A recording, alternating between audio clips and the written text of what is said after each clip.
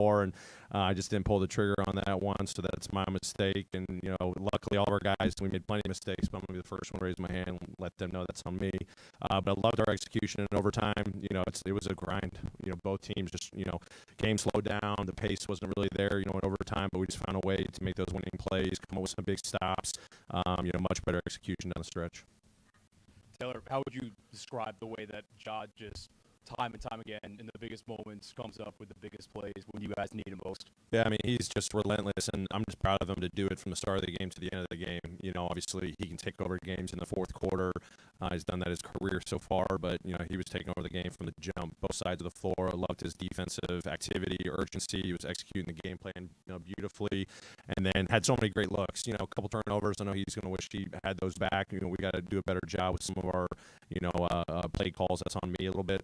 But he's going to make big plays, and as I said, he's going to knock down shots. He can step to the free throw line, but his kick out to ties is one of the biggest winning plays of the game. So, he's built for these moments, and it's night after night, and that's the challenge he's willing to accept, and I'm really proud of him. Coach, you had 20-plus offensive rebounds. Talk about the effort you guys did to kind of create extra shots when the shots weren't falling out.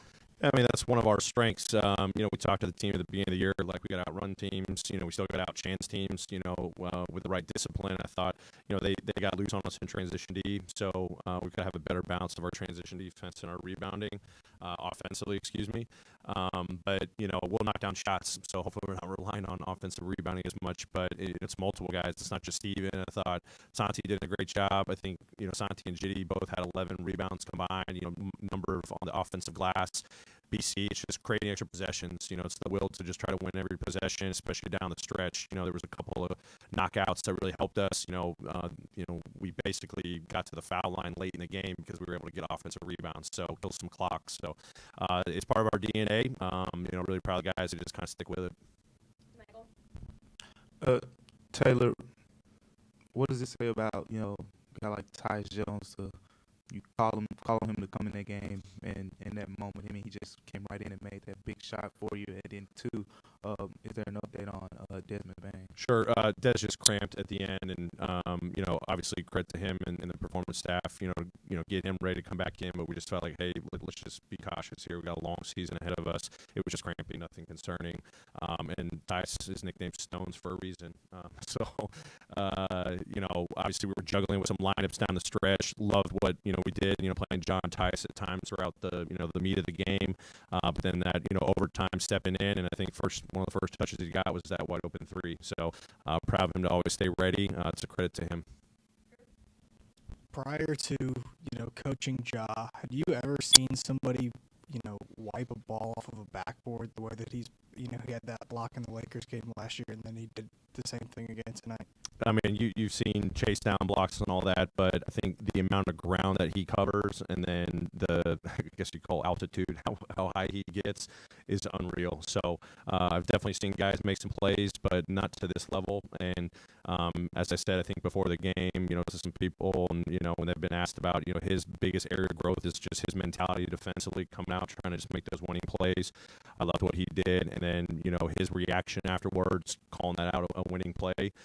That was a huge play for us. They had been hurting us in transition, but he's known to make those plays. Proud of him to embrace that, but I have not seen someone do that before. Taylor, what do you think this performance can do for Santi? I know he's done it in the preseason, but to do it in an actual regular season game, how do you think that's going to help him moving forward? Yeah, I think it's huge. Obviously I've used the word confidence. I think it feeds more into that, but I think it just continues to give him more of a, individual game plan where he can make an impact on the game. The three-point shooting, his spacing was really good. I thought his defensive activity and rebounding and taking on Randall, that's a really tough matchup. Randall, got him on a couple, but I thought for the most part he did a great job on the perimeter, on his drives, using his length. It's just identifying where are my strengths, how do I utilize those, and how do I just continue to grow that one game at a time. Taylor, so tonight you mentioned JD's effort on the glass, but also too he fired a career high 9 threes. Just what kind of dynamic does that add when not only is he attacking the glass like that, but he's also making defense be honest and letting it fly from three. Yeah, I mean that's JD being JD. That's the John Conchar version that we love. You know, playing with confidence. You know, both sides of the floor. You know, the trust that his teammates have in him. You know, telling him to shoot it. You know, he caught the ball in a couple different spots and just didn't hesitate. And I love some of his going catches too. He's going to continue to add more to his finishing package when he gets downhill. But he's put a lot of work in the last couple of years, especially this offseason. And then again, obviously stepping in. I'm trying to think what he played 33 minutes. You know, he's the guy that you can count on to go out there and just play hard for every minute he's got. And I'm really impressed with the defense too. You know, the rebounding, the game plan execution, guarding Fournier, guarding other guys. I think Barrett for some stretches. But offensively, that, you know, is leaps and bounds growth because of all the work he's been putting in. Hey, Coach, I know they didn't light up the stat sheet, but Jake and David played some really big minutes, especially on defense end. Talk about their play this game and how well they can use it to grow from. Yeah, I thought for the most part, you know, defensively, those guys came in with the right mentality. I thought they were pretty disciplined in how they were guarding one-on-one, pretty good in the rotations too. You know, got their hands on some balls, were basically in the right rotations when they were off the ball. So, you know, that's the way to make your mark, especially as a rookie, is, you know, just establish yourself defensively. So I thought those guys did great. You know, Roddy, you know, went, I think 0 for 6, but great looks, you know, 3-point line, then getting downhill, you know, that's just going to come with time, just getting the game reps even more. And then, you know, Jake stepping in, I think fresh off the bench, knocking down a big 3. So overall, I just loved what they did both ends, but especially on the defensive end. Great. Thanks, everyone.